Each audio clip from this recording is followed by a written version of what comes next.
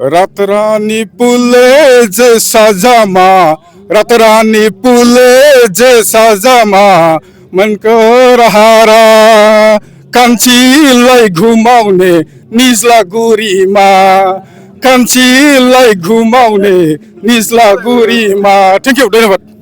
बिनि सिगां बावैसो जोङो खाख्रागावनि जानाखि भुमेश्वर हिल बेवहायबो जोङो पिकनिक स्पट माने इन'ग्रेसन खालामनानै फैदों।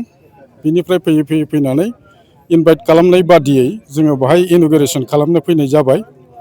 बे जायगाखौ थांनाय बोसोरावबो जोङो अपेन खालामनाय जादोंमोन आरो नैबे बोसोरावबो जोङो अपेन खालामनो मोननानै जोबोद गोजोननाय मोनदों। दा बे जायगाया माने मिक्स कालचार गोनां मोनसे जायगा। बाव नेपालि आरो बर' कमिउनिटिसनि मानसिफोर दं। ओंखायनो मिक्स कालचार थानाय जायगायाव मोजां जायो माबाया परिबेसा।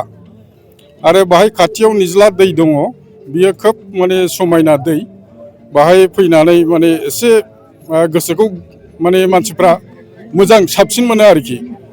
टाउनाव सहराव थानानै गामि गेजेराव थानानै जानाखि परिबेसजों थाबाय थानानै माने बोथोराव खेबसे उदां मोनसे जायगा नागिरनानै मानसिफ्रा लावखार ओंखाम जानो गोसो जायो।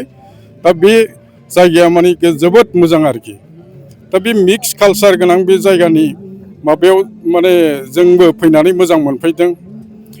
रातरानी पुले जैसा जामा, रातरानी पुले जैसा जामा, मन कर हारा कान्छीलाई घुमाउने निज्लागुरीमा, कान्छीलाई घुमाउने निज्लागुरीमा। थैंक यू, धन्यवाद।